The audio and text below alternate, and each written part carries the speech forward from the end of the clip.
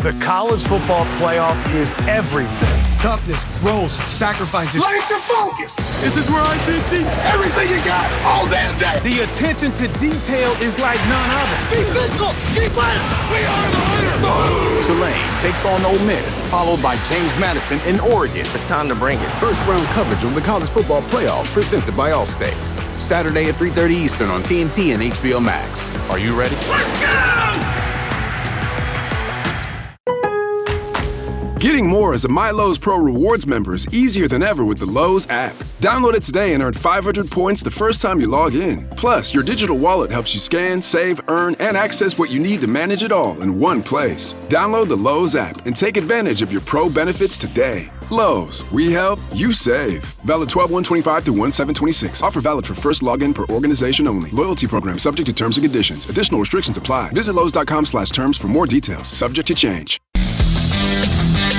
Hey, warm and friendly hello! Welcome to lovely Las Vegas for Coast to Coast Hoops with myself, Greg Hoops Peterson, now part of the VSiN Family Podcast. We've got a great podcast for you as we're going to be joined in segment number 2 by a good friend of ours, Tanner Kern. He does such tremendous work over at DraftKings, looking at a little bit of everything, and we're going to be chatting it up with him about what we've seen out of the top teams in all of college basketball, sort of where that divide is between the haves and the have-nots in college basketball, how he's going to be gauging conference play with that coming up in the next few weeks, the dynamics of the SEC, the Big East, how competitive that's going to be, and then we'll take a look at a few games for Friday in the final segment. Going to get you guys picks and analysis on every game on the betting board for this college basketball Friday as we hit some bank shots. If you have a question, comment, segment idea, what have you for this podcast, you have one or two ways to be able to fire those in. First one is my Twitter/X timeline at gunit_81. Keep in mind, letters EM, they mean does not matter, so as per usual, please do send these into the timeline. And the other way is find an Apple Podcast review. If you rate this podcast 5 stars, it is very much appreciated. From there, you're able to fire in whatever you'd like to hear on this podcast via that 5-star review. While I did not get in any Twitter/X questions today, everything is powered by Better. That is BETR on Better. They make it all the better to be able to dive in on some daily fantasy, because by being a listener to this fine podcast, all you need to do is type in the promo code of VSIMPOD, that is VSIMPOD. That gives you $10 free to get all started. Where jurisdictions have it, you're able to bet on money lines and spreads in pretty much every single jurisdiction. You're able to take a look at a player's stat line, determine whether or not they're going to go over or under that stat line, and you're all good to go. And we're all good to go to take a look back at everything that we saw in college basketball on Thursday. Try to find some trends and try to get to know these teams a little bit better. Games from yesterday is Greg buzzing about. Here is the rowdy recap. Lone ranked team in action was unable to cover, but a dominant win for Georgia. They win 112-82. That line was above 30, but that said, for Georgia, they got their three-point shooting going, 11-22 from the outside. Nice game. Jeremiah Wilkerson, he was able to supply the team with 26 points. For Georgia, they win the turnover battle, 16-11. They win the rebound battle, 37-26. But for Western Carolina, they were able to hold in there with C.J. Hyland and Marcus Keller combining for 27 points. So yay, verily on them getting the cover. The harebrained game tonight, how about Bradley versus Indiana State? It looked like Bradley was going to win this game in regulation, but a full court heave sent this game to overtime as you had Jovan Buganot, hopefully I said that correct, hit a 61-footer that sent it to overtime. Then you went to double overtime, and then you went to triple overtime before Bradley gets a cover 108-99. So if you had Indiana plus the points, that's pretty brutal to say the least. As for Bradley, 11 of 34 from 3, but Alex Hubergerste was able to give you 21 points. Off the bench, Timothy Vandernap and Monta Wheeler combined for 36 points. And on the Indiana State side of things, you did have Ian Scott supplied the team with 24 points. By the way, the man that hit that shot in Buganot, he only had 7 points in the game, and he went to a 5 from 3-point range. He also had 5 turnovers, so that was interesting to say the least. And for Bradley, they won the turnover battle 14-8, and even though they went 17 out of 27 at the free throw line, they find a way to get the job done out there. Also being able to find a way to get the job done out there in Missouri Valley Conference play. How about the Illinois State Redbirds? They go on the road. They take down Southern Illinois by a count of 75-68. The Southern Illinois three-point shooting just has not been great this year. Actually shoot better than Illinois State, who went 8 of 29 from 3, but for Southern Illinois, 4 of 13 from 3, doomed in by turnovers. They lose the turnover battle 16-13 for Illinois State. They also win the rebound battle 36-34 as Ty Pence, he was able to come through with 22 big points in this one. If you had the over to start the day, well, it was an overwhelmingly good start today as Charleston Southern 113-90. They lay the smackdown on North Florida. North Florida does go 10 of 29 from 3 and 20 of 25 at the free throw line, but for Charleston Southern, 22 out of 43 from three-point range. Jesse Hafemeister, well, he was a meister of being able to supply 29 points in this game, so for Charleston Southern, a very nice start to the day there. And for Appalachian State, it's been a little bit up and down to begin the season for them, but a quality win over Coastal Carolina, 67-49 the final as they go 7 of 17 from three-point range. Alonzo Dodd, Kassan Jennings, they combine for 40 points, and for Coastal Carolina, just unable to get anything going with regards to their shooting. 4 of 24 from 3, 9 of 18 at the free throw line. They lose the rebound battle 43-38. So that was a less than savory performance from them. A savory performance, though, out of William & Mary, America's favorite tag team, gets a 96-83 win. One of the more explosive offenses in all of college basketball, and they get 96 points despite going just 5 of 21 from 3. They won the turnover battle 15-11. They go 27 of 31 at the free throw line as Kyle Pulliam, he was able to give the team 22 points, but you had 3 separate guys for William & Mary give you 10 plus points off the bench to be able to persevere in that one. Temple, as a bit of an underdog, go Owls. They find a way to knock off Davidson 68-63 in a slog as Davidson just 5 of 22 from 3. Temple wasn't much better at 6 of 19, but Temple found a way to the free throw line 26 out of 33 at the charity stripe, so that offset them going just 18 out of 46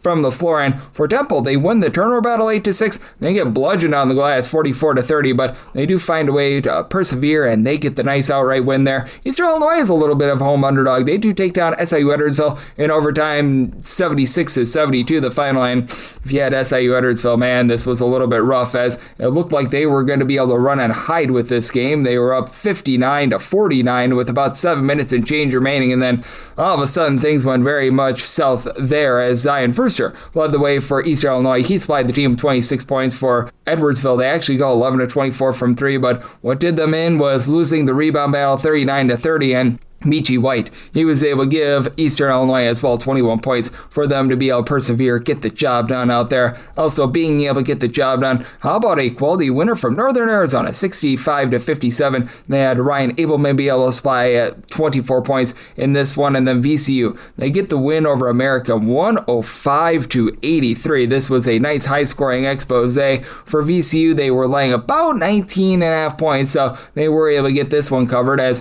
for VCU, they go inferno mode from 3, 12 of 27, and American was 14 of 31 from the outside, but VCU also very efficient, 17 of 18 at the free throw line. They did a nice job winning that rebound battle 43-26 as for VCU, they had in this game 5 different guys give you double figures, and if I'm not mistaken, you had 9 different guys supply at least 7 points, 10 different guys at least 6, so it was very much a whole is greater than the sum of its parts sort of effort out there. And then Fairfield, the Stags, a nice win over Central Connecticut. A Central Connecticut team that I like 84-70 at the final, but Fairfield just playing smart basketball. They do lose the turnover battle 9-8, but they won that rebound battle 37-32, and they go 12 of 28 from 3 with Braden Sparks sparking things. He was able to give the team 21 points, and Brandon Benjamin down low, 19 points, 9 rebounds. You also saw the Drake be unable to get the job done against Murray State. Murray State, they get a win and cover by a count of 81-72, and for Murray State, they are certainly a team that's looking to play at warp speed, and they're looking to pile drive things inside. Drake, only 3 of 16 from 3-point range. They did have Deshaun Thomas come off the bench for 17 points, but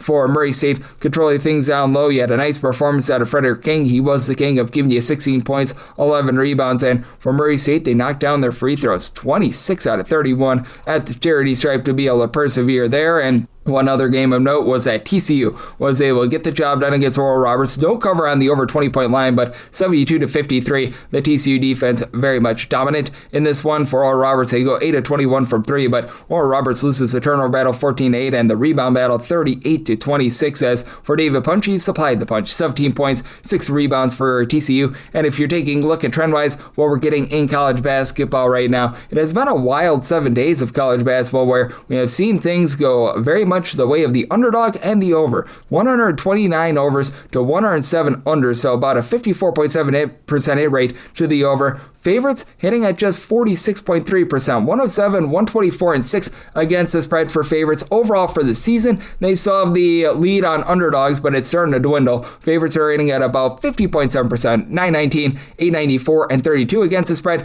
Meanwhile, the over rate is about 49.7%. 908 overs, 918 unders, and along the way, if my math serves me correctly, you've had about 17 pushes. So that's what we're seeing in college basketball right now, and that's where we're all getting trend-wise. Coming next, how about if we do chat with our good friend Tanner Kern about the landscape of college basketball, the top teams separating themselves, and a few games for Friday right here on Tuscaloosa with myself, Greg Peterson, now a part of the VSiN Family Podcast.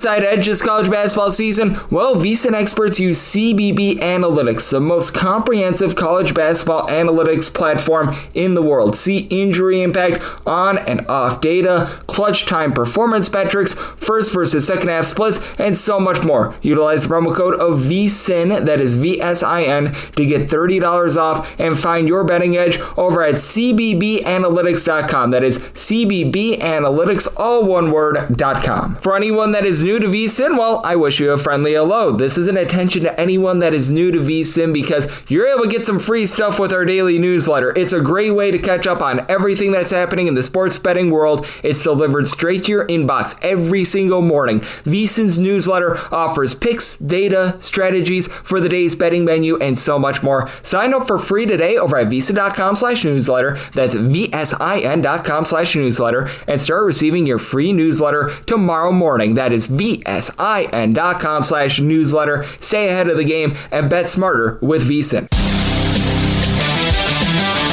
And we're back in lovely Las Vegas with myself, Greg Peterson, now part of the VSiN Family Podcast. Always great to be joined by this man as we've got Tanner Kern aboard. He does such a tremendous job over at DraftKings. Taking a look at this great game that we all know and love of college basketball. I know that he's doing a little bit of everything, whether you're looking at football, whether you're looking at basketball. He does some hockey, he does some UFC, and so much more. And you're able to follow him on Twitter/X and his first and last name, Tanner Kern, and then an underscore after that. And Tanner, it's always a pleasure, my friend. Thank you. Thanks for having me, Greg. Always fun joining. Always great to have you aboard. And Tanner, it has been a wild start to the college basketball season. And just what have you been able to notice from it? Because I do feel like there's starting to become a little bit of a divide between those top teams and everyone else. Yeah, definitely. I would set the top 10 in the AP poll right now, in that range to win a national title. There's a lot of good teams in the country. For example, I look at a team like Alabama, who's 16th, really good team, can beat anyone on any given day, but I don't think they have the team to win a national championship. So I would really set that bar at 10 and up,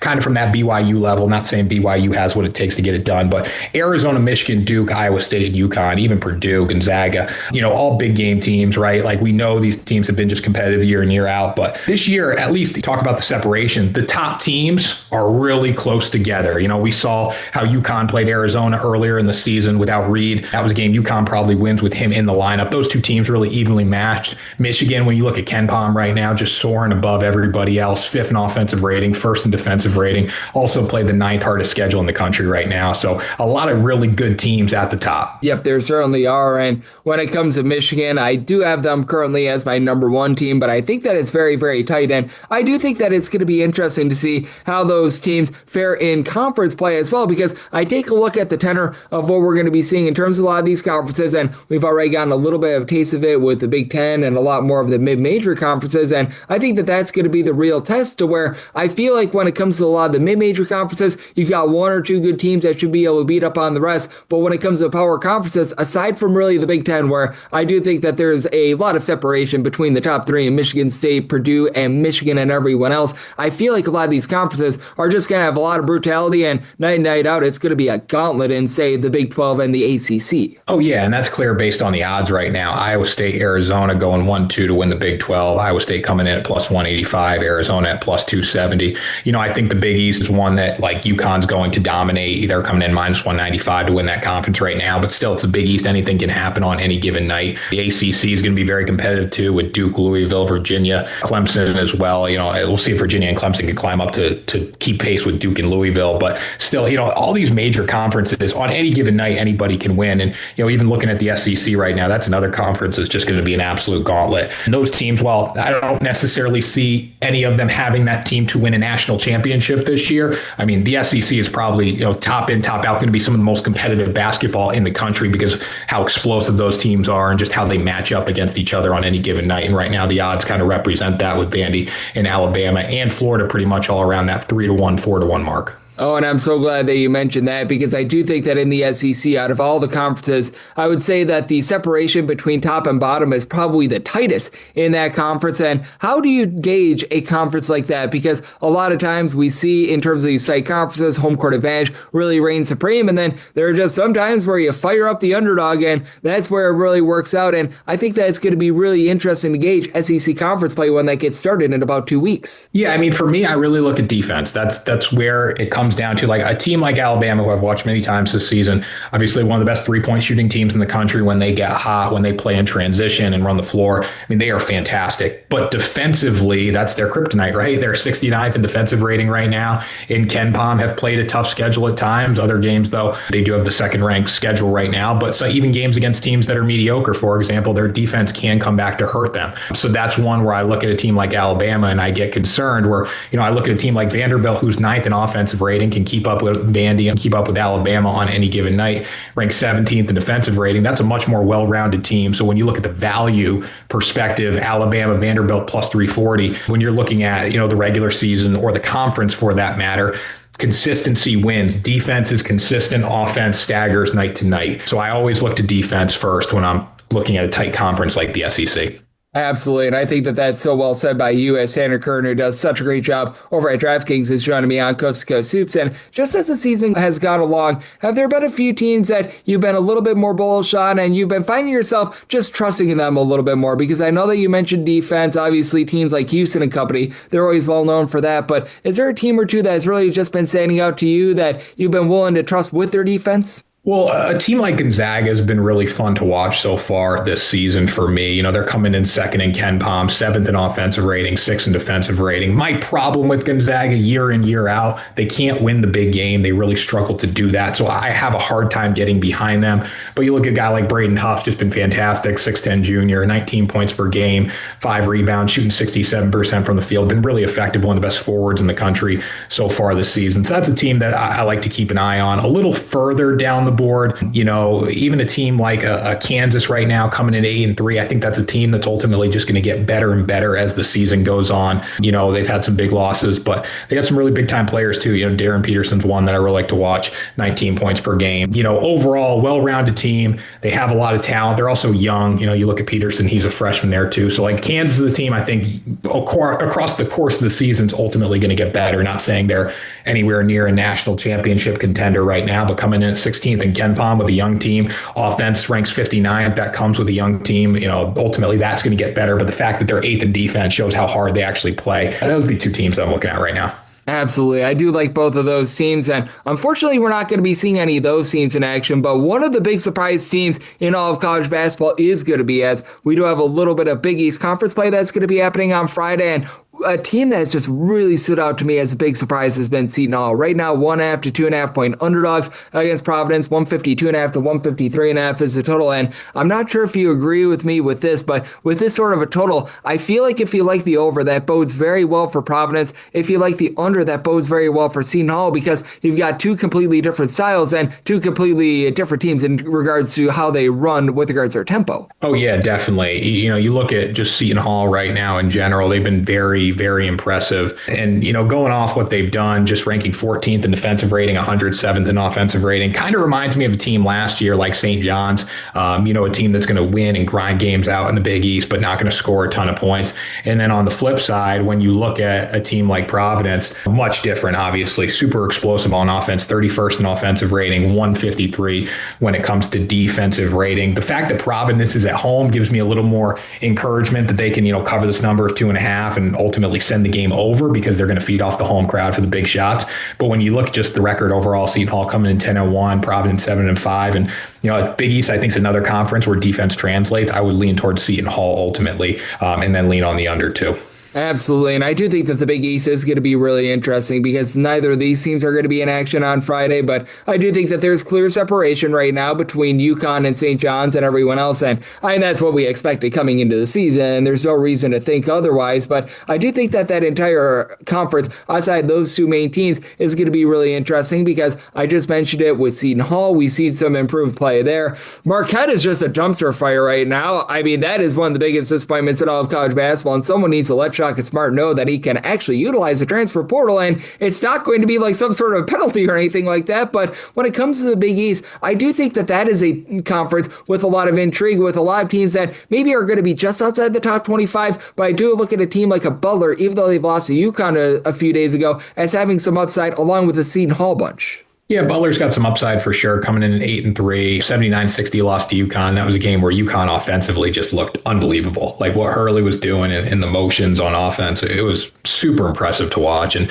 UConn's much better than pretty much every team in this conference. I think St. John's can obviously beat them on any given night, and there'll probably be a time when UConn travels to St. John's this year and loses the basketball game. That wouldn't surprise me one bit. But outside of that, there's a lot of quality teams in the Big East, borderline tournament teams, borderline top 25 teams that could give anybody trouble on any given night. But for the most part, this is going to be a two-horse race with UConn and St. John's. I like Georgetown. I like Butler. I think Seton Hall defensively is only going to get better as the season goes on. So there's a lot of nights where, you might see an upset, but for the most part, this is just going to be really competitive, tight spreads, I think, when we get into conference play. Yep, I think so as well. And we do have ourselves a interesting slate that's happening on Friday. Not necessarily the biggest of them, but I mentioned the Seton Hall versus Providence game. That's going to be a fun one. We've got a double dip out there at Pfizer Forum in Milwaukee, Wisconsin. So always some great games there. Anything that you're going to be taking a look at in particular, whether you're going to be betting on the game or you just want to see what happens in general? Yeah, speaking of the Big East, we'll look at Villanova in Wisconsin. I think that's going to be a fun game from the Pfizer Forum in Milwaukee. You got Milwaukee Hoop Showdown. So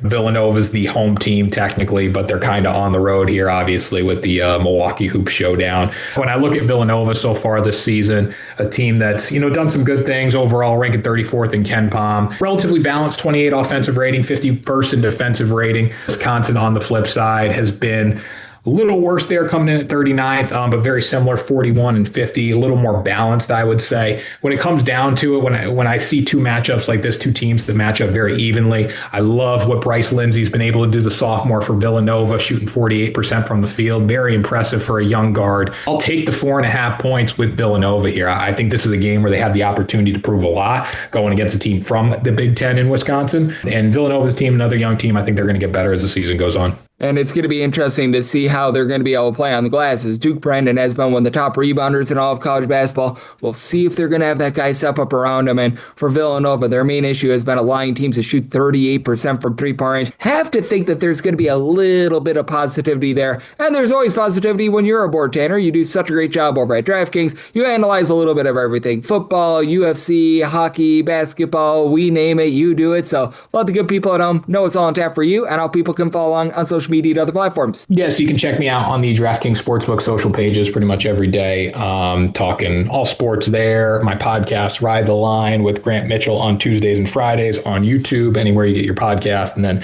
just the personal socials are either at Tanner Kern or at Tanner Kern _ across the board. So Greg, I appreciate you having me on. Always love talking hoops with you. Always great to be able to get Tanner aboard. He does such a great job over at DraftKings on so many different fronts that every single time he joins me, he lends such great insight. So big thanks to Tanner for joining me right here on Coast to Coast Hoops, now part of the VSiN Family Podcast. And coming next, it is that time of the podcast. They give you picks and analysis on every game on the betting board for this college basketball Friday as we have some big shots.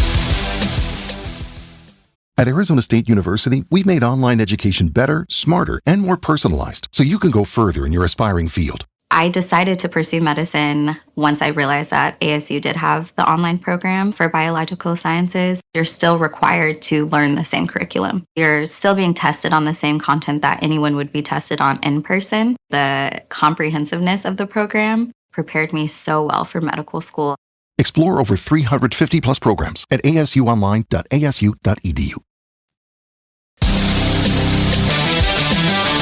And we're back here, Lovey Live Las Vegas for Coast to Coast Hoops with myself, Greg Hoops Peterson, now part of the VSiN Family Podcast. Always great to be joined by Tanner Kern. He does such a tremendous job over at DraftKings, looking at this great game that we all know and love of college basketball. Every single time he joins me, he lends such great insights, and he did so once again today. So big thanks to Tanner for joining me in the last segment. Now it is that time of the podcast. I give you picks and analysis on every game on the betting board for this college basketball Friday as we hit some bank shots. Most financial establishments close at a certain time, but not here. It is time for a side and total on every game on today's betting board bank shots.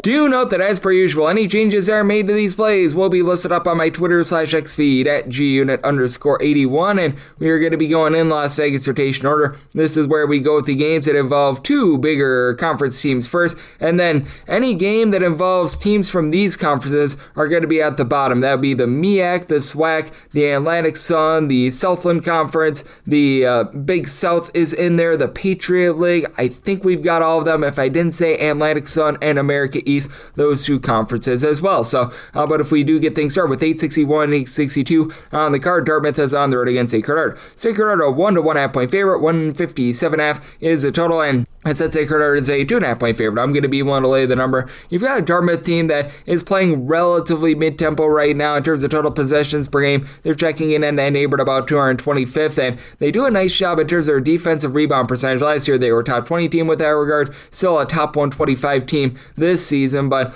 I do think that they're going to have a tough time with a Sacred Heart team that they've got a lot of versatility and could go bombs away from three-point range. Even with Anquan Hill, shot over 40% from three last year, struggling, shooting only about 22.5% from three. They're shooting 37% as a collective. Hill has still been able to give you 15.6 rebounds per game, and then you've got Niall Rolf Beyer, who's supplying about 14 points. He's been able to shoot over 53% from three. Jan Farrell, 44% three-point shooter at about 6'6", 6'7", 9.5 points, 4.5 boards. And for Sacred Heart, big issue that this team has had is giving up the three themselves. They're allowing opponents to shoot 37% from three, and they have been outside the top 275 in terms of opponents' two-point shooting percentage. You got a Sacred Heart team that is relatively fast, but I wouldn't say that they're like completely gunning it. For Sacred Heart, they are checking in terms of total possessions per game, right around about 140th. And for Dartmouth, you've got Brandon Mitchell-Day, who's got really good versatility. He's been able to give this team 12 points, 8 boards, 3.5 assists, and he's shooting in the mid-30s from three. Kareem Thomas continues to shoot 64% from three. We should see a little regression there as Dartmouth as a whole,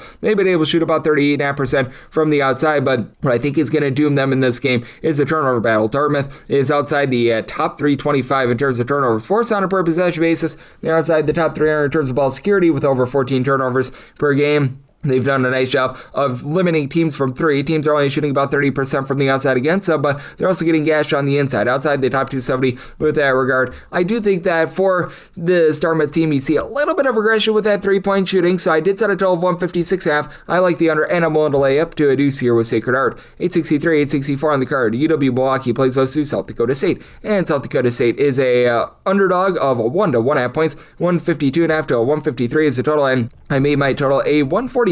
I'm going to be in on the under with UW Milwaukee. They're playing relatively fast, but it's not like they're absolutely gunning it or anything like that. They're about 134th in the country in terms of total possessions per game. South Dakota State under year number one coach Brian Peterson, they're down to about 258th in terms of total possessions per game. And for South Dakota State, they don't necessarily grab a ton of second and third chances, but they do a nice job of not letting you grab a ton of second and third chances. Top 30 team in terms of defensive rebound percentage. It's been a hodgepodge with regards to their outside shooting, but Kellen Gary has been able to step up, shooting 41% from three with about 10 points, 5 rebounds per game. Also throwing in there 2.5 assists per game. And Trey Buchanan now shooting 44% from the outside. He's been able to do a solid job as well, but with this bunch, they've had Buchanan deal with a little bit of injury. Matthew Morris in the interim has had to step up. He's been able to give you a little bit over 7 points per game, and for Buchanan, I have to think that he's going to be out once again. And for UW Milwaukee, I think that they're going to be able to exploit that as they've got Seth Hubbard in the backcourt who's done a nice job. Give this team just some versatility with 16.5 points. He's throwing in there 2 assists, a steal per contest. With UW Milwaukee, they've done a great job taking care of the ball. A top 75 team in terms of fewest turnovers on a per possession basis, and they are doing a nice job in terms of grabbing second and third chances inside the top 125 in terms of offensive rebound percentage. Now they're getting just blistered from the outside. They're allowing teams to shoot 39% from three. I think that you see some positive regression with that regard. I don't think they're going to be an amazing three-point shooting defense, but I also do think that this team is going to be able to find a way to win the battle on the glass. Faison Fields and Daniil Janovic are guys that have been in the program for a few years. They're combining for about 12 rebounds per game, and Janovic, 13 points per game. He's actually shot 60% from three, albeit on a very small sample size, but I do think that UW-Milwaukee going to do a nice job in terms of taking care of the ball. I do think that we see some positivity with that three-point shooting defense, so set a total of a 149.5. I'm going to be in on the under for UW-Milwaukee. Set them as a 1.5 point favorite, so at the 1, I'm going to be willing to lay it. 865, 866 on the card. It is Providence, and they play also Seton. And Seton is a 1.5 to a 2.5 point underdog. 152.5 to a 153.5 is the total, and I said Seton is a 4 point favorite. I like them on the money line. This Seton team has been absolutely superb in terms of their defense, and they're doing a great job in terms of slowing things down. So you're going to get a little bit of a tempo war in this game with Seton. They are 321st in terms of total possessions per game. Providence is 12th, and Providence 233rd in terms of points allowed on a per possession basis, while Seton is 13th. And Seton might not necessarily be like the most explosive offense in the world, but it's a lot better than it was a season ago. With AJ Stan McRae, step it up, give the team 14 points. He's been able to shoot about 38.5% from three. As a whole, Seton, they shoot about 33.8% from the outside. That's country average. They've been a average team with regards to their 2-point shooting percentage, but they're doing an okay job grabbing second and third chances. Top 175 team with that regard, and they're doing a great job in the turnover battle. This team is a top 12 team in the country in terms of turnovers forced on a per possession basis, while they themselves are in the top 125 in terms of taking care of the ball, and they're allowing nothing easy on the inside. Top 15 team Seton is in terms of opponents' 2-point shooting percentage, and for Providence, they've got two very nice scoring guards, Jason Edwards and Jalen Sellers. They've been able to combine for about 35.5 points per game, and the team is solid with their 3-point shooting. They shoot 36% from the outside. Sellers is shooting 44%. You've got Edwards at 38%, but outside those two main guys, it does become a little bit more of a hodgepodge, and this team has just not been able to do a great job down low. Providence has been a team that, in terms of defensive rebound percentage, has been outside the top 275 in all of college basketball, even though they've got Oswin, can't pronounce the last name, give you about 3 blocks per contest. They've had all sorts of issues there. It is a Providence team that isn't necessarily the world's worst in terms of opponents' 2-point shooting percentage. You're a top 125 team with that regard, but outside the top 250 in terms of generating turnovers, and they're getting gashed from the outside, allowing teams to shoot 37.5% from 3-point range. I do think that Seton is going to be able to generate some turnovers, get this game played at their pace, and that allows them to take control and get the job done. Set Seton is a 4-point favorite. I like them on the money line and made my total a 148, so I'm also in on the under. 867, 868 on the card. It is Drexel, and they play us Mount St. Mary's, and the Mount finds themselves as an underdog of 4.5 to 5 points, and total on this game, it is 141.5. I did set my total here at a 134.5. I do like the under. You've got a pair of teams that they're not necessarily the slowest in the world, but they are not really going to be looking to gun it for Drexel. They're typically a relatively slow and controlled team, and they are now 310th in the country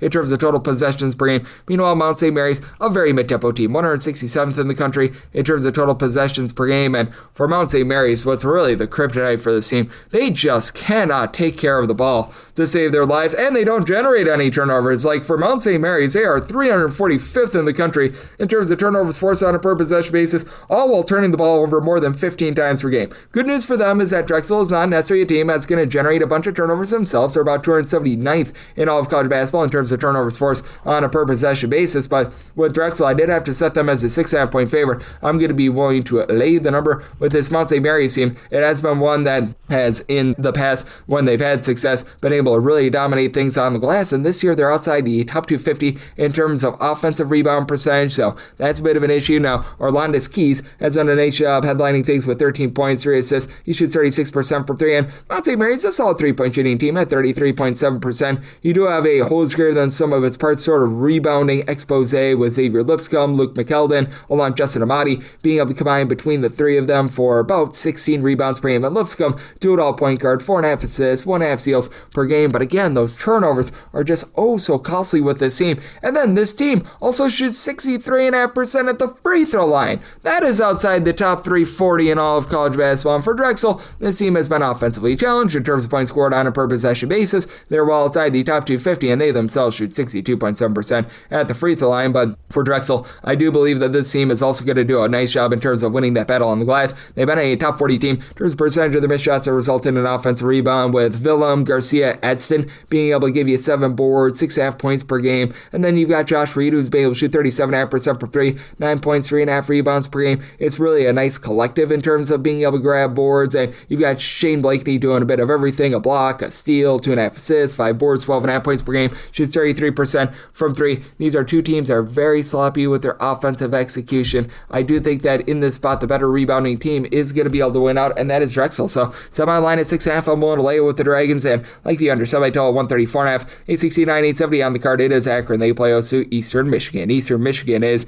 a underdog of 16.5 points on this game. It is 160.5. I did set a total here of a 155.5. I do like the under. You have an Akron team that has been incredibly efficient on offense. Top 40 team in terms of points scored on a per possession basis. Not quite playing as fast as they did a season ago, but still playing quite fast. About 56th in the country in terms of total possessions per game. Eastern Michigan is a little bit more of a controlled team. They're 228th in the country in terms of total possessions per game, and if you go back to last year, this Eastern Michigan team was just absolutely brutal in terms of their three-point shooting defense. And I'm not going to say that they're amazing this season, but it does feel like for Eastern Michigan, they've been able to do a little bit of a better job on the defensive side of things. I did still have to set them as a 17.5 point underdog because with Eastern Michigan, you still don't necessarily have a lot of rough and tumble down low, but you do have a main guy that you're able to rely upon in Mohamed Habhab. Hopefully I got that correct with 15 points, 8 boards, 3 assists, shooting in the mid-30s from three-point range for Eastern Michigan. They have been about a top 175 team with regards to rebound percentage, so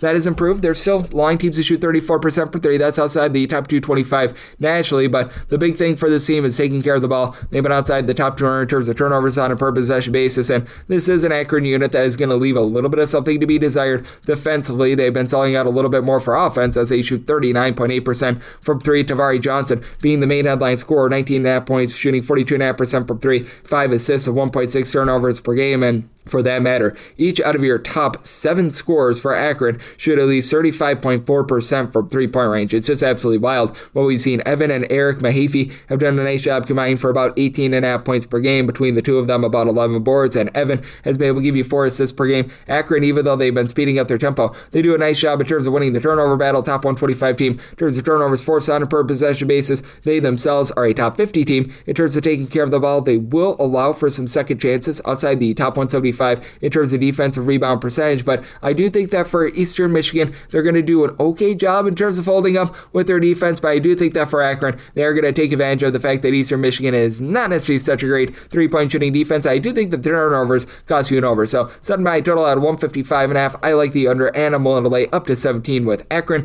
871, 872 on the card. You've got Tulsa, and they're going to be on the road against Western Kentucky. Western Kentucky, a 2.5 point home underdog. 158.5 is the total, and I did set Tulsa as a 5-point favorite. I'm willing to lay the number. This Tulsa team has been incredible with regards to their overall scoring. They face off against Western Kentucky team as very much looking to gun it. Western Kentucky last year was actually number 3 in all of college basketball in terms of total possessions per game, and they're not quite number 3, but they're still very much pushing tempo. They are 14th in the country in terms of total possessions per game, and for Western Kentucky, it's not necessarily a team that's going to be forcing the issue too much. You're about 145th in all of college basketball in terms of turnovers forced on a per possession basis, but they do a nice job in terms of not allowing second and third chances. They've been 43rd in the country in terms of defensive rebound percentage, so they've got that rough and tumble to them. Now with this Western Kentucky team, they're just having all sorts of shooting issues right now. That's a big reason why they're 193rd in the country in terms of points scored on a per possession basis, while this Tulsa team has actually ascended to 8th in terms of points per possession. It's not even like this Tulsa team is playing at warp speed. They're about 233rd in the country in terms of total possessions per game, but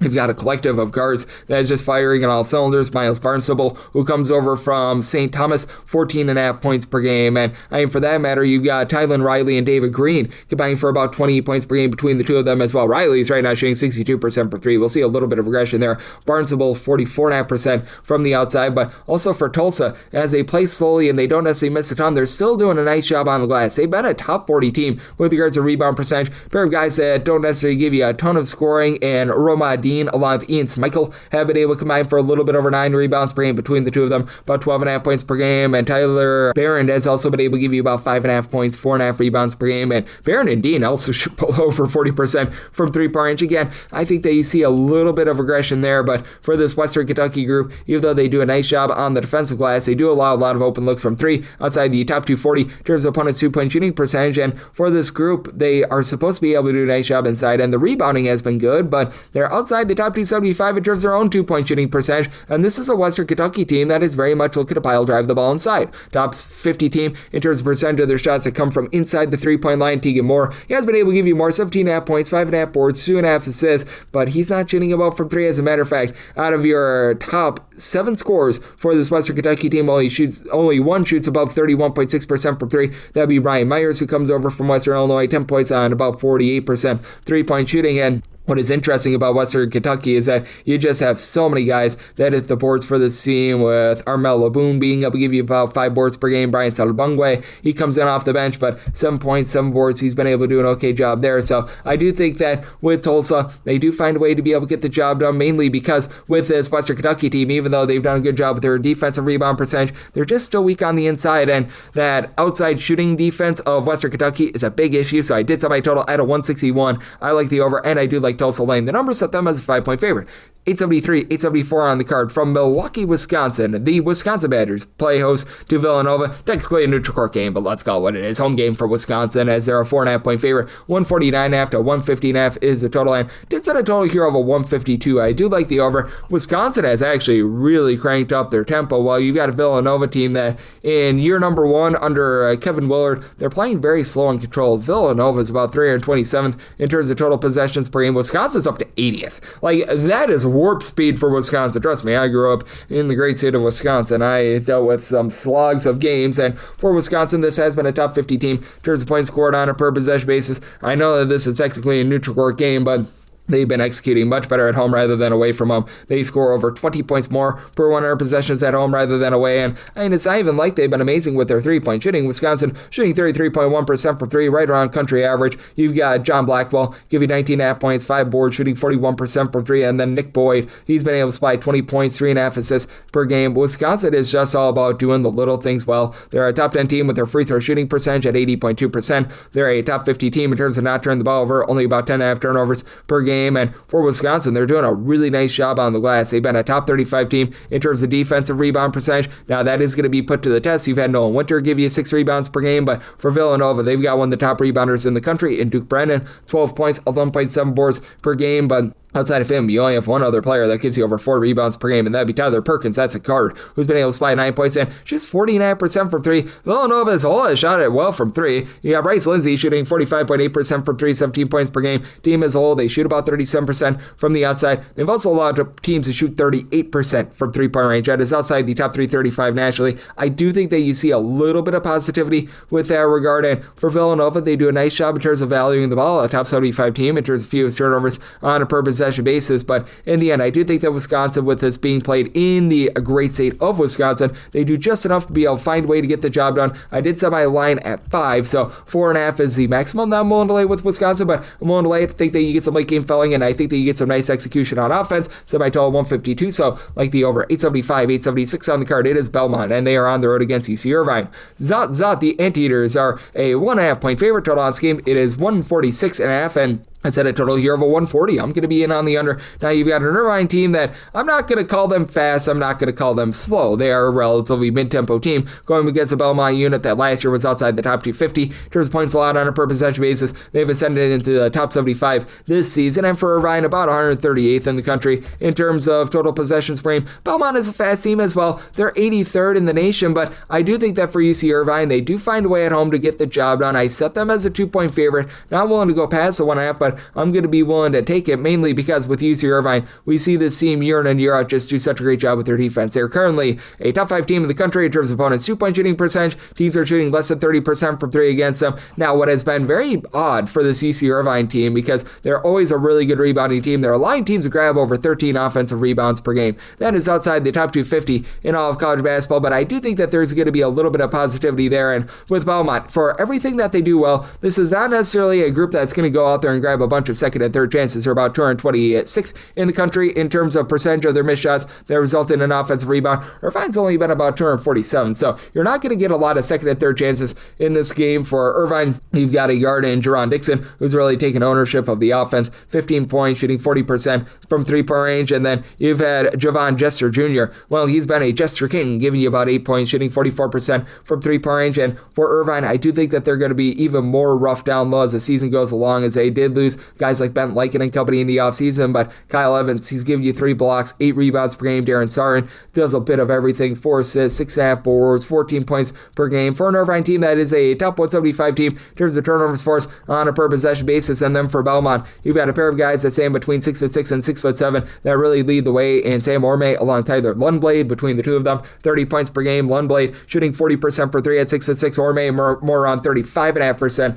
from 3. And for Belmont, the issue that you do have with this team is turnovers outside the top 240 in terms of their own ball security. And in a nip and tuck game, and Irvine will put you on the free throw line, Belmont shoots 65.9% at the free throw line. That is outside the top 300 nationally. Now, they are a top 40 team with regards to both their 2-point and 3-point shooting defense, and this Belmont team is daring you to shoot threes. Opponents are taking more 3-point shots than 2-point shots against them. A top 15 team in terms of opponents' 3-point shooting percentage defense. Meanwhile, you've got an Irvine team that they're a top 25 team in terms of percentage of their shots that come from 2-point range. So, good old situation of something's got to give. I do think that Belmont is going to be a little bit too sloppy with the ball, and I do think that Irvine is going to do a nice job winning from within. So, set Irvine as a 2-point favorite. I'm going to be willing to lay up to 1.5 with them. Like the under, I set my total at a 140, 877, 878 on the card. Abilene Christian is on the road against BYU, and BYU is a very sizable favorite of 34.5 points. 144.5 is the total, and I set Abilene Christian as a 27.5 point underdog. I'm going to be willing to take those points with BYU, a very rock solid offense, about 65th in the country in terms of 3-point shooting percentage, 32nd in terms of points scored on a per possession basis. Not quite as explosive as you thought. By that I mean they're only about 172nd in the country in terms of total possessions per game. They're playing much more slowly than I think a lot of people anticipated. Meanwhile, you've got an Abilene Christian unit that they're not necessarily a team that's going to be looking to push a bunch of tempo themselves. With Abilene Christian, they're checking in 282nd in the country in terms of total possessions per game. And while Abilene Christian isn't quite back to number 1 in terms of turnovers for us on a per possession basis like they were a season ago, they're still 32nd with this regard. And in a road/short environment, they're 26th. They become a top 75 team in terms of defensive rebound percentage. You're not allowing a lot of second and third chances.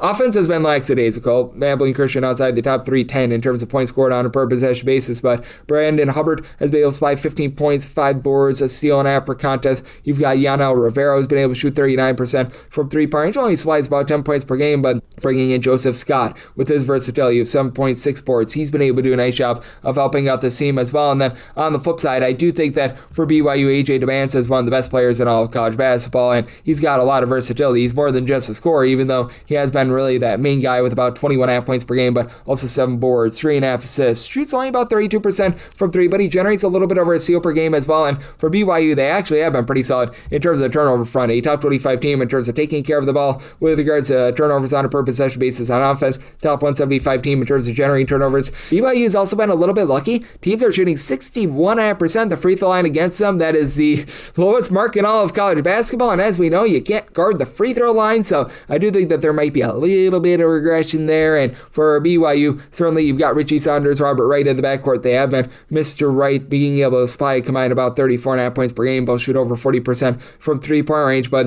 even without Kevin Kita, give you about 7.5 rebounds per game. This team is only about 125th with regards to offensive rebound percentage. I do think that BYU is going to be able to find enough open looks from 3-point range to be able to help you out with the over. As for Abilene Christian, for everything that they do great in terms of generating turnovers, they do leave themselves open from 3, hovering right around about 280th in opponent's 3-point shooting percentage. So, made a total of 147.5. I like the over, but give me those points with Abilene Christian. Made them a 27.5 point dog. 879, 880 on the card to UCLA. They play also Cal Poly. Cal Poly is an underdog of 26.5 points. 160.5 to 162.5 is the total, and I set UCLA as a 22.5 point favorite. I'm going to be willing to take the points with Cal Poly. Now, Cal Poly is absolutely gunning it. They are a top 12 team in the country in terms of total possessions per game, and for UCLA, this team is very much slow and controlled. 299th in the country in terms of total possessions per game. For UCLA, it's been a little bit slow going to begin the season in terms of being able to generate turnovers. They've been getting a little bit better than what they were towards the beginning part of the season, though, so I do think that there's going to be continued improvement, but I'm going to be willing to take the points in this spot with Cal Poly, set them as a 22.5 point underdog. Now, Cal Poly still does have their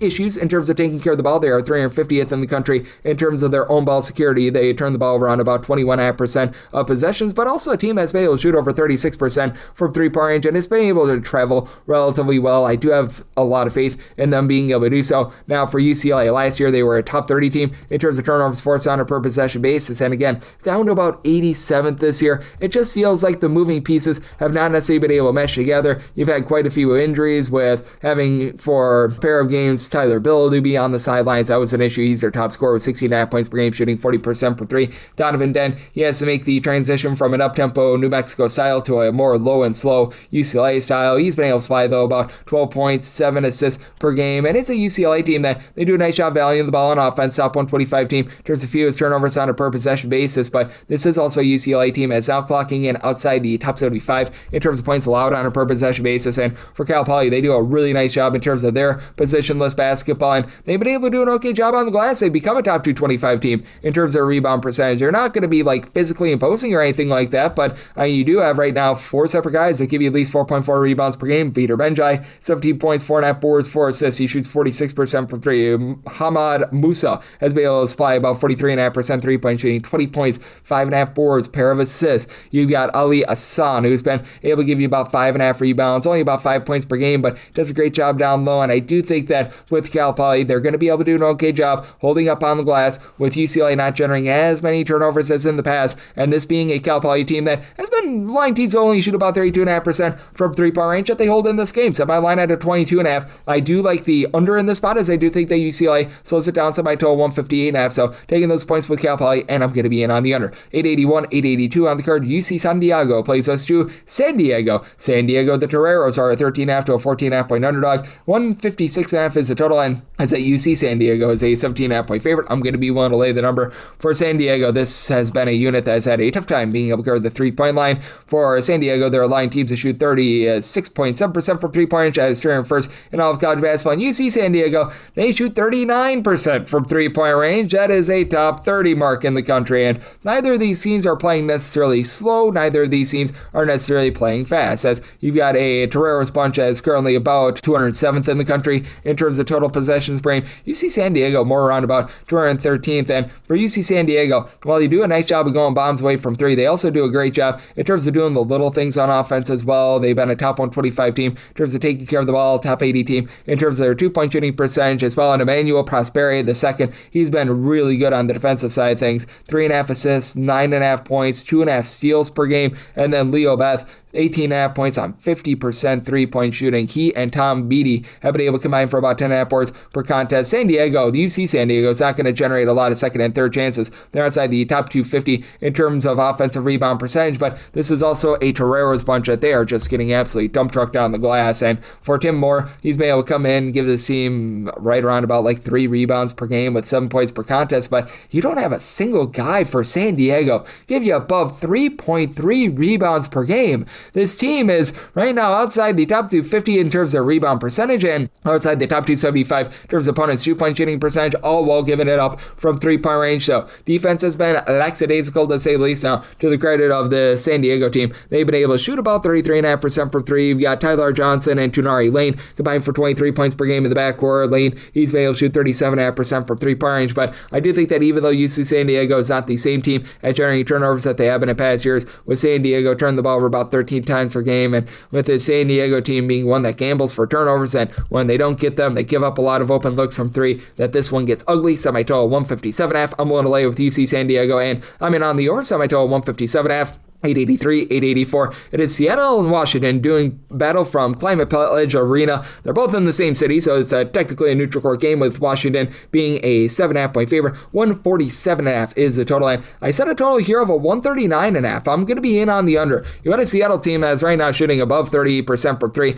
I'm thinking that you're going to get a little bit of regression there in Seattle. They're about 200th in the country in terms of total possessions per game. Not fast, not slow, and then with this Washington bunch, they've been playing at a relatively moderate tempo. 107th in terms of total possessions per game, but keep in mind they had that double overtime game against Southern, so if you're looking at possessions per 40 minutes, probably checking in closer to about 140th in the country. And for the Seattle group, they're always a team that ranks in the top 75 in terms of points allowed on a per possession basis, and for Seattle, they've done a pretty solid job on the inside. Top 50 team in terms of opponents' 2-point shooting percentage, and for Seattle, top 50 team in terms of turnovers forced on a per possession basis. Again, I do think that you see some drop off with that 3-point shooting as of right now for Seattle. well, out of your top 4 scorers, 3 of them shoot at least 44.4% from 3. Will Hembrote has been able to give you 2.5 blocks, 14 points, and he shoots 44% from 3. Brayden Maldonado shooting 51% from the outside with 16 points per game. That's been incredible. And then Jojo Murphy, he shoots 44.5% from the outside, and they're not going to give themselves a lot of second chances. They're outside the top 250 in terms of offensive rebound percentage, but they do a nice job in terms of the defensive glass as well, not allowing a lot of second and third chances there.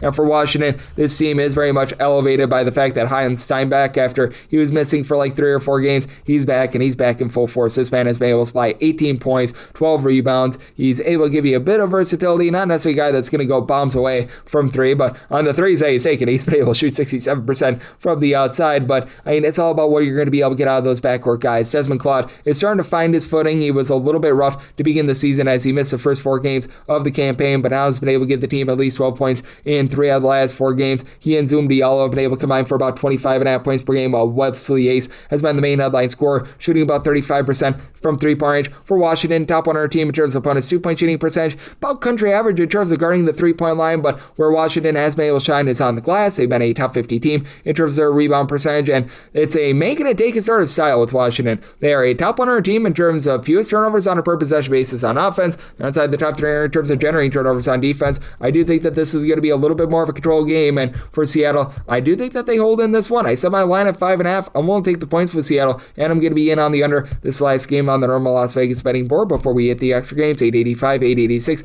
You've got St. Mary's, and they play also Florida Atlantic. Florida Atlantic is an underdog of 13.5 points, 146.5 is the total, and for St. Mary's, I set them as a 13-point favorite. So 13.5, that is my minimum buy point on Florida Atlantic. Even though Florida Atlantic has been, shall we say, less than efficient on defense and pretty efficient on offense, they're not really a team that's looking to push a bunch of tempo. They're about 227th in the country in terms of total possessions per game, and for St. Mary's, this is always a very slow and controlled team. They're playing a little bit faster than they have in the past, but still 285th in the country in terms of total possessions per game. And with St. Mary's, I do think that that defense is going to be able to take hold in this game. It's been a little bit shaky from time to time as they're not really generating a bunch of turnovers this year. They're about 262nd in the country in terms of turnovers forced on a per possession basis, but still, I'm willing to place some faith in that. I'm going to be in on the under as a result. I did set my total at a 143, and for St. Mary's, you know that this team is going to just absolutely control the glass. St. Mary's, once again, 17th in the country in terms of their overall rebound percentage, as you've got Paulias Marsukis give you 8+ rebounds per game, over 15 points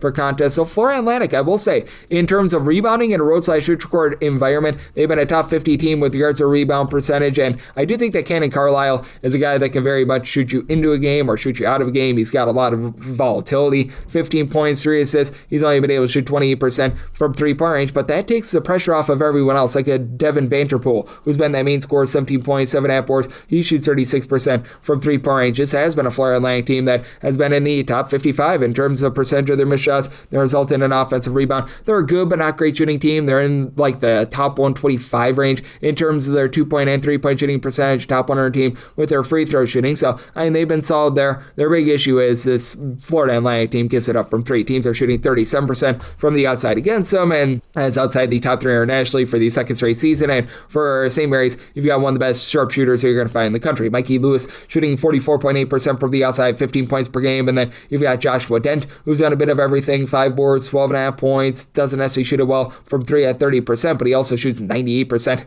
at the free throw line. And then down low, you've got the ancillary guys like a Harry Wessels at 7 foot tall, being able to give you about 5 rebounds per game. Dylan Shaw's been able to give you 4.5 rebounds per game. Andrew McKeever, only about 9.5 points per game, but 10.2 boards, a little bit over a block per game. I do think that the rough and tumble that you get with St. Mary's and them being able to cut you off from 3, they allow teams to only shoot about 29% from 3, top 55 mark in the country. That is going to be enough to be able to keep this total under, but I do think that for Florida Atlantic, they do just enough on the glass to be able to keep themselves lively on this line. So I set my line at 13. At 13.5, we'll take the points for Florida Atlantic, and I'm in on the under, and now we hit the extra games. The normal betting board picks are complete, but there are some extra games today, so we go into the bonus. 306-501, 306-502, Grambling and Hampton do battle. Now, this game does not have any numbers because both of these teams played yesterday. We've got a bit of an HBCU festival, but I've got my handicap. I set Hampton as a 2.5-point favorite. I'm willing to lay up to 2 with them. 3 or more take the points with Grambling. Set a total of a 134.5, so 134 or less, I'm in on the over. 135 or higher, the under. You got 2 teams that are playing relatively slow and controlled. For Grambling, they're about 249th in terms of total possessions per game. Hampton down to about 319th in terms of total possessions possessions per game, but I had to give Hampton the edge because I do think that they're going to be able to do the better job on the glass.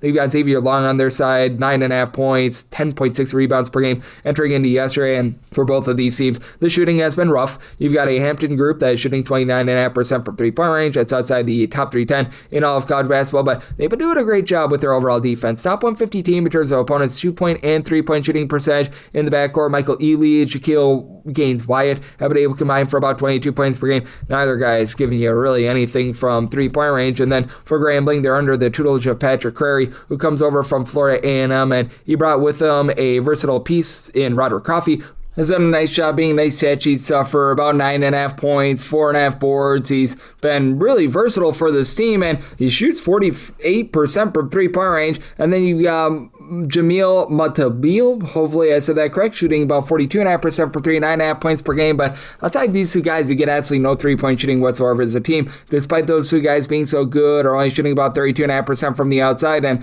it's a big reason why Grambling is trying to pile drive the ball inside. They're in the top 100 in terms of percentage of their shots that come from 2-point range, but they're not really doing a great job on the glass, outside the top 250 with regards to rebound percentage. And for Grambling, it's a high turnover team. They generate turnovers, top 100 team in terms of turnovers forced on a per possession basis, but outside the top 330 in terms of ball security. So do you think that this is going to be a sloppier game, especially with Hampton being a top 150 team in terms of opponents' 2-point shooting percentage? So with Grambling, I set them as a 2.5 point dog, 2 or less. Willing to lay with Hampton, 3 or more. I am going to be willing to take the points with Grambling, and then 134.5 or less. I like the over 135 or higher, the under 306.503, 306.504. It is Coppin St on the road against Navy. Navy is a 19.5 point favorite. So on this game, it is 143.5, and with Navy, I set them as a 19.5 point favorite. So we are currently in a little bit of wait and see mode. If we could get down to a 19 or less, I'd be willing to lay it with Navy, and I was seeing a little bit earlier 19 out there. So if we could get back there, that is my maximum buy point on them. For Coppin St, this is just an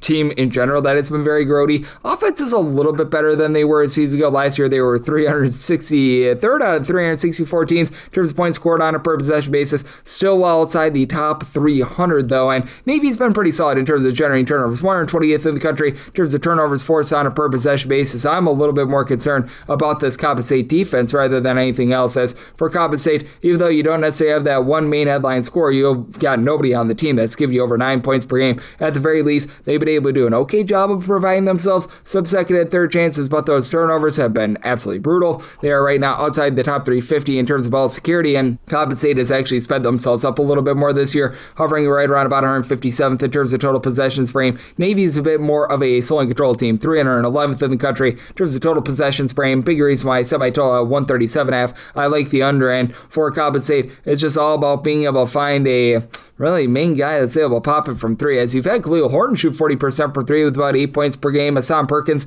he's been a bit versatile, 3 assists, 6.5 points per game. Other than Dimitri Hall, though, nobody else is giving you more than 4 rebounds per game, and Navy should be absolutely able to just pile drive this ball down low, as you've got Austin Kaoe, who's been supplying the team with about 9 boards, 12.5 points per game. Don Draper, he does a bit of everything, 7.5 points, 6.5 boards, 2.7 assists per game, and then Austin Benjini shoots 46% per three with 17 points per game. Navy having a little bit of a tough time taking care of the ball as well, outside the top 225 in terms of ball security, but they're a top 125 team in terms of rebound percentage. They've been okay with regards to their defense, hovering right around about country average in terms of opponents' 2-point and 3-point shooting percentage, and they themselves have been outside the top 250 with their own 2-point shooting percentage. But I do think that for Navy, they should be able to just overrun a Coppin St team that has not been able to find a main score and just very much has been a dysfunctional mess. I am willing to lay up to 19 here with Navy, and I'm in on the underside by total at a 137.5, 306.505, 306.506. You've got a high point, hoping to not be a low point as they play also LaSalle. LaSalle is exploring a cover as a 13.5 point underdog. 150.5 to 151.5 is the total line. Set a total of 146.5. I do like the under. High Point has sped themselves up a little bit from past years. They've always been a really efficient offense, but not necessarily one that plays super up tempo. High Point this year, they're up to about 84th in the country in terms of total possessions per game. Meanwhile, for LaSalle, they are 335th, so very slow and controlled on that front. And for High Point,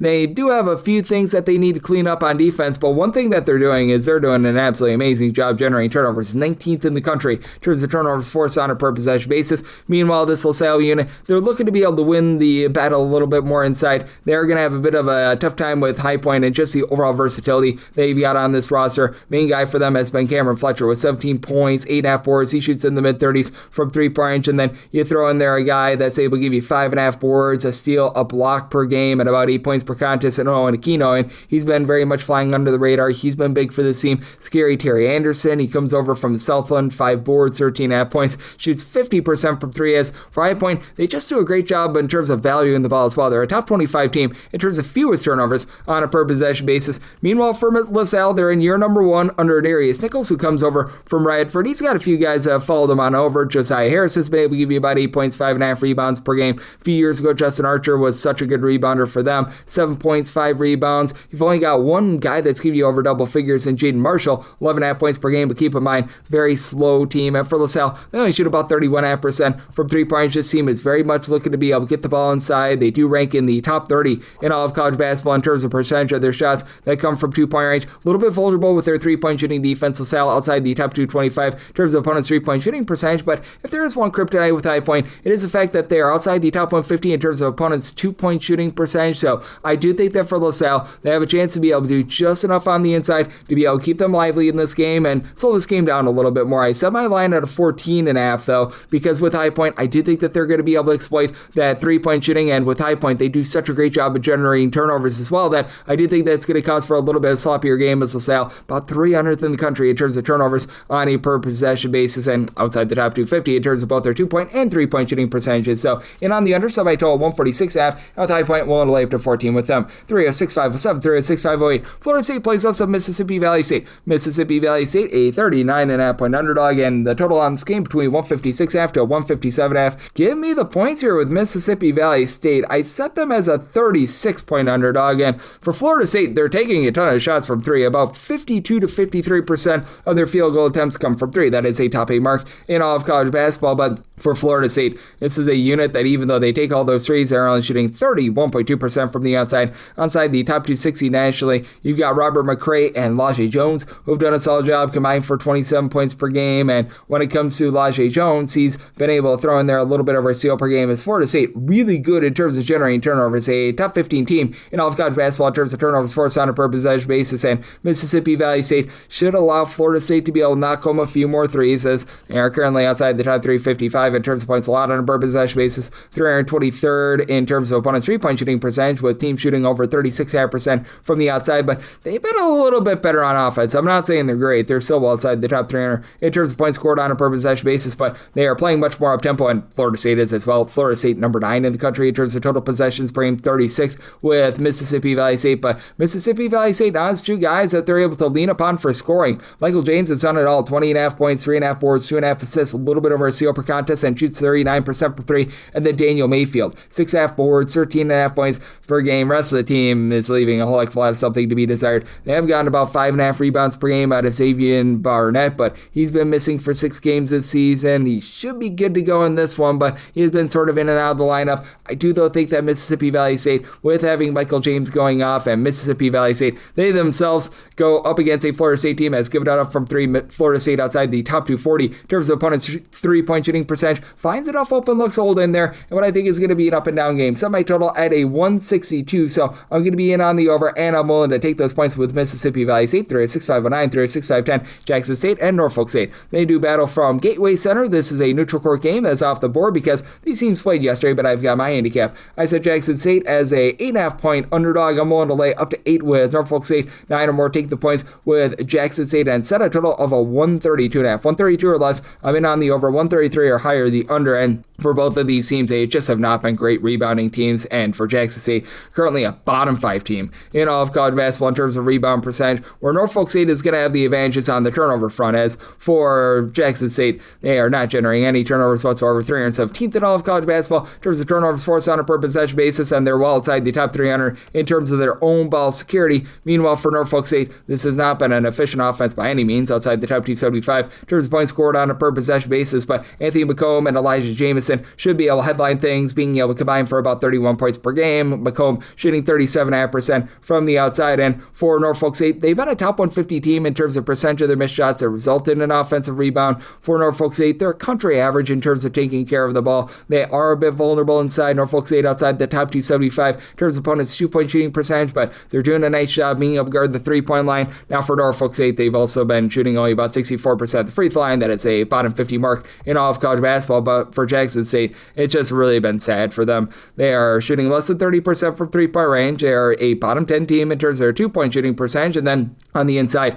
they're a bottom 5 team in opponents' 2-point shooting percentage, and this team just night in, night out, they're getting absolutely dumped on the glass. You've got Deshaun Ruffin give you 16 points per game. The backcourt has not been too bad. Jamie Mitchell entered in yesterday, shooting 39.5% from 3, 12.5 points per game.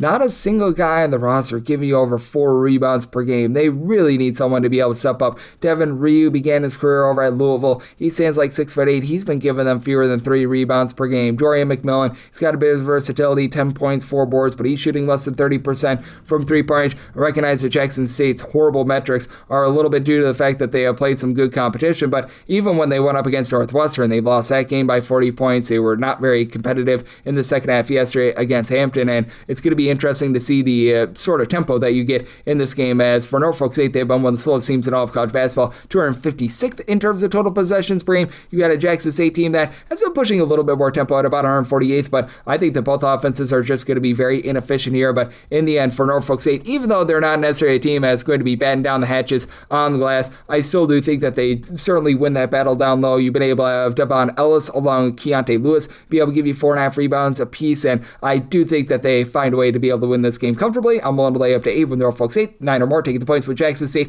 132 or less, like the over, 133 or higher the under, 36-5-11, 36-5-12. Baylor plays us to Alcorn St. Alcorn State is a underdog here of 35.5 points, 161.5 to 163.5 is the total line. I said Alcorn State is a 31.5 point underdog, so I'm going to be looking to take those points. With Alcorn State, has been a less than tremendous season for them as well. They are getting absolutely blowtorched on the defensive side of things. They're outside the top 320 in terms of points allowed on a per possession basis, as in terms of both 2-point and 3-point shooting percentage are outside the top 310 with that regard. But for this bunch, they've been able to find a few guys to be able to step up in the backcourt and just be able to provide a bit of scoring, with Shane Lancaster being the main guy, shooting about 58% for 3 with 11.5 points per game. Alcorn State actually in the upper half of all of college basketball in terms of their 3-point shooting percentage, and they do go up against a Baylor team that has been a little bit suspect in terms of their defense. Now, for Baylor, they are allowing teams to shoot about 34% for 3 outside the top 200 nationally. They've been okay in terms of generating turnovers, at Alcorn State not taking care of the ball outside the top 340 in terms of turnovers on a per possession basis, and Baylor is going to be able to generate a lot of second and third chances. They're a top 25 team in terms of percentage of the missed shots that result in an offensive rebound. Dan Skillings has been that main man on the glass, about 7.8 boards, 11 points per game, and keep in mind they're doing this all without Jocelyn Bodu, but they've got 5 different guys give you at least 5.5 rebounds per game. Caden Boom Boom Powell, 6.5 points, 6.5 rebounds per game. Michael Rotage, 9 points, 6 boards. He's been able to pop it from 3, not necessarily great. Tunde Yusufu, he's been supplying 17.5 points per game as a star freshman, and then Cameron Carr, he's your main scorer, 21.5 points, 5.5 boards. He's shooting over 40% from 3-point range, but I do think that in this case that for Baylor, they are going to be able to get the job done. It's going to be relatively comfortable, but they're still dealing with those injuries to Andre Iguodala II and company. It still is a defense that has been well outside the top 125 in terms of points allowed on a per possession basis. Baylor looking to push a little bit of pace. I'm not going to call them like playing at warp speed or anything like that, but for Baylor, they're hovering right around about 76th in the country in terms of total possessions per game. And an Alcorn St team has right around about 100, so set a total of a 163.5. I do like the over, and I do like the points with Alcorn State. 36-5-13, 36-5-14. Tarleton State plays us at Florida A&M. A&M is an underdog of 13.5 points. Total on this game, it is 149.5, and I did set Tarleton as a 20-point favorite. I'm going to be willing to lay the number. Tarleton was dealing with a massive injury over the last 4 games to their guy in D.R. Johnson. Top scorer was averaging 24 points per game. Returned in that game against Mississippi Valley State. Looked good there, so he is going to be back in the fold. As for this Tarleton team, they have been dealing with quite a few injuries, and that just seems to be a little bit of the norm with this Tarleton State team, but still, even with dealing with the injuries that they are, Freddie Hicks is probably going to be out of the fold in this game. 12.5 points, 6.5 rebounds per game. I did set them as a 20-point favorite. I'm going to be willing to lay it, mainly because you've got a Florida A&M team that they're looking to play up tempo. They're a top 30 team in terms of their total possessions per game, but they are just not executing on either the offensive end or the defensive end. For Florida A&M, they're 321st in terms of points per possession allowed on defense, 345th in terms of points per possession on offense, and they turn the ball over way too much. This is a Florida A&M team well outside the top 320 in terms of turnovers on a per possession basis. As a matter of fact, in a road/court environment, they average the most turnovers per possession of any team in the country. Tarleton State 5th in terms of turnovers forced on a per possession basis. So even when you've got a few guys out of the fold, you still have the main, shall we say, backbone of this team. A guy like a K. Douglas has been able to step up defensively and has been able to shoot about 36% from three. And Tarleton, now a top 125 team in terms of total possessions per game. They're pushing a little bit more tempo for this bunch in Florida A&M. It's year number 1 under Charlie Ward. I do think that he's going to be able to get things online. He's actually got a few returners from seasons ago, like Jordan Chapman along Kale Washington. These guys have not necessarily blossomed the way that I thought that they were going to. Between those two, they're averaging about 16.5 points per game, which is actually down from their numbers from a season ago. For Florida A&M, they're shooting about 33% from three, which is right around about country average, but just absolutely nothing down low for this team either. They're outside the top 320 with regards to their overall rebound percentage. And Quan Bolden Jr., he comes on over from Buffalo. He hasn't been able to give the team too much himself with about 8 points, 3.5 rebounds per game. And with Florida A&M, even though they do such a tremendous job in terms of turning the ball over themselves on offense, they aren't necessarily doing the greatest job of being able to force that, shall we say, defensive prowess on defense as well. I do think that the sloppiness of Florida A&M is going to be a little bit costly in this game. And Tarleton's still dealing with some injuries with some top scorers, so set a total of 146. I'm in on the under, but with Tarleton willing to lay it, I set them as a 20-point favorite. 3-6-5-15, 3-6-5-16. Southeast Louisiana is going to be on the road against LSU, and LSU a sizable favorite here of 22.5 to 23.5 points. So on this game between 142.5 to 143.5. One to lay with LSU. I did set them as a 27.5 point favorite. I recognize that this is an LSU team that they leave a little bit of something to be desired defensively. They're not going to force a lot of ball pressure on you. 284th in the country in terms of turnovers forced on a per possession basis, but I also have a Southeast Louisiana team that, man, it has been a little bit rough going for them on offense, and by that I mean it's been a lot of bit of rough going for them on offense. Now, to the credit of Southeast Louisiana, they are 26th in the country in terms of turnovers forced on a per possession basis. Not a bad defensive team, but 313th in the country in terms of points scored on a per possession basis, outside the top 325 in terms of their three-point shooting percentage. And now they go up against an LSU team that ranks 15th in the country in terms of points scored on a per possession basis. If you look at their home games and their home games alone, that elevates into the top 10. So I do think that you're going to have some massive issues here for the Southeast Louisiana team, especially with a Southeast Louisiana team that last year they were pretty solid down low, with Brody Woodbury being able to just really man things down low. And for Southeast Louisiana, they're not allowing a lot of second and third chances. They've been a top 125 team in terms of defensive rebound percentage, but they're not giving themselves any sort of second or third chances on the glass. You've only got one guy that's able to give you more than 5 rebounds per game, and only 2 guys over 3.5 rebounds per game. Isaiah Gaines, part of that Florida Atlantic team that made the Final Four many years ago, 10.5 points, about 6 rebounds per game. And then Jeremy Alizi is your lone guy over 10.5 points per game, about 12.5 points, 2 assists. He shoots 5.3% from 3. I think that he's going to improve upon 5.3% three-point shooting, but man, that's been a little bit rough. And for the Southeast Louisiana team, they're outside the top 250 in terms of opponents' 2-point shooting percentage, and that's very glaring considering that LSU, for all their offensive accolades, they're not even shooting it well from 3. They're only shooting about 32.5% from 3-point range. They're a top 100 team in terms of percentage of their shots that come from 2-point range, and they've done such a great job of being efficient there. They're a top 30 team in terms of their overall 2-point shooting percentage. They've done a good job being a top 75 team on the glass as well, with Michael Nwoku, 15 points, 5.5 rebounds per game. Markel Sutton, who comes over from Omaha, he's been Mr. Versatile, 13.5 points, 9 rebounds. And then Didon Thomas, the transfer from UNLV, is doing a great job at the point guard spot, 6.9 assists and 1.6 turnovers per game, 15.5 points per game. Now, I recognize with LSU's overall stats right now, they have not necessarily played the world's greatest of competition, but let's call it what it is. Southeast Louisiana is not necessarily that as well, and for LSU, they are a little bit vulnerable from the outside. They're outside the top 175 in terms of opponents' three-point shooting percentage. That said, they've been a really good interior defense, and with Southeast Louisiana having absolutely no three-point shooting whatsoever, I do think that LSU goes out there, gets the job done. I think that LSU just efficient enough on offense for the over. Somebody told 143.5, so 143 or less than on the over, and I'm willing to lay up to 27 with LSU. 3-6-5-17, 3-6-5-18. North Alabama is on the road against Loyola Marymount. Loyola Marymount is a 9.5 point favorite. 136.5 to 137.5 is the total, and with Loyola Marymount, I set them as a 10.5 point favorite. I'm going to be willing to lay this summer. For North Alabama, they've actually slowed themselves down quite a bit. They're outside the top 275 in terms of total possessions per game. And then with Loyola Marymount, this team is one that is not really going to play super duper slow, but they're not necessarily pushing tempo either. For Loyola Marymount, They're about 190th in the country in terms of total possessions per game, so about as average as it gets. And for Loyola Marymount, they've been dealing with an injury to their top scorer in Jan Vide, who he was averaging about 13.5 points, nearly 6 assists per game before he went down with injury. They've had really just pick up the slack without him, and MJ Amy and Roddy Brown have been able to do so in the interim. These two guys combined for about 28.5 points per game. Brown has been able to shoot 38% from three, comes over from Virginia Tech.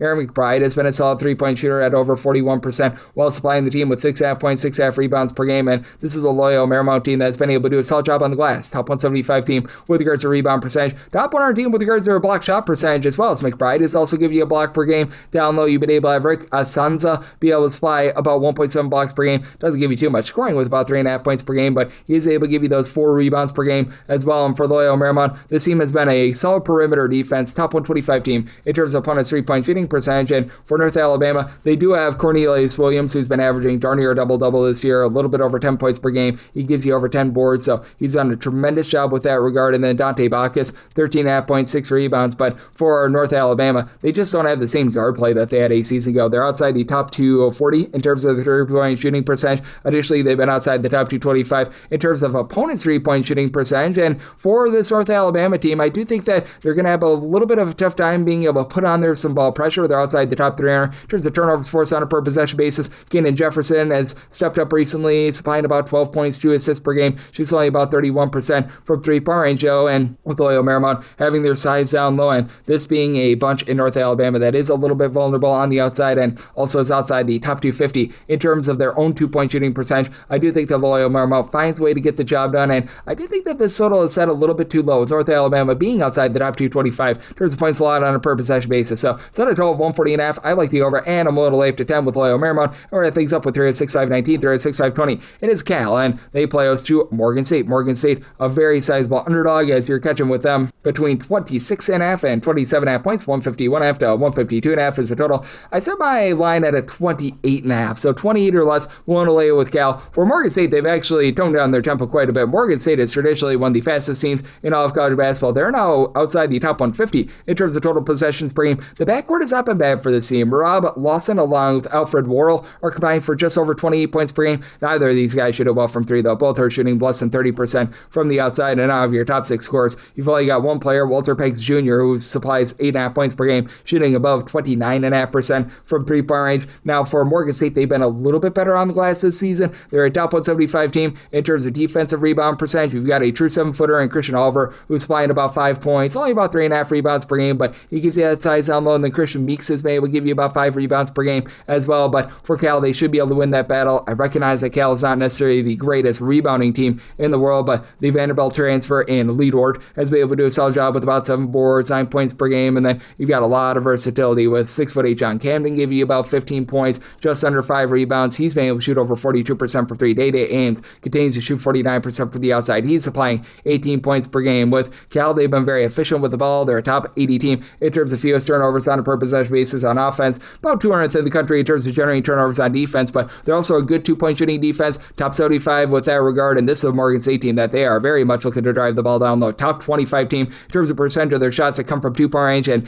yet they're only about 300th with regards to their own 2-point shooting percentage, and they're outside the top 340 in terms of opponents' 2-point shooting percentage. That should allow Cal to be able to get the job done, especially with Morgan State having to travel through many time zones to be able to get out there for this game. I set my line at 28.5. I'm willing to lay it with Cal. Set my total at a 150.5 as well, with Morgan State slowing down. I do like the under and Cal laying the number, and that'll wrap things up for the Friday edition of Coast to Coast Hoops, now part of the VSiN Family Podcast. Big thanks to Tanner Kern of DraftKings for joining me in the live segment. If you do like hearing from this fine podcast, Coast to Coast Hoops, you're able to subscribe wherever you get podcasts, Apple Podcasts, Google Play, Spotify, Stitcher, and TuneIn. If you have a question, comment, segment idea, what have you for this podcast, you have one or two ways to be able to fire those in. First one is my Twitter/X timeline at gunit_81. Keep in mind, letters beyond, they mean does not matter, so per usual, please do send these into the timeline. And the other way is find an Apple Podcast review. If you rate this podcast 5 stars, it's very much appreciated. From there, you're able to fire in whatever you'd like to hear on this podcast via that 5-star review, and I'm with you guys every single day on this podcast with picks and analysis on every game, every day, so I'm back with you once again tomorrow. Thank you.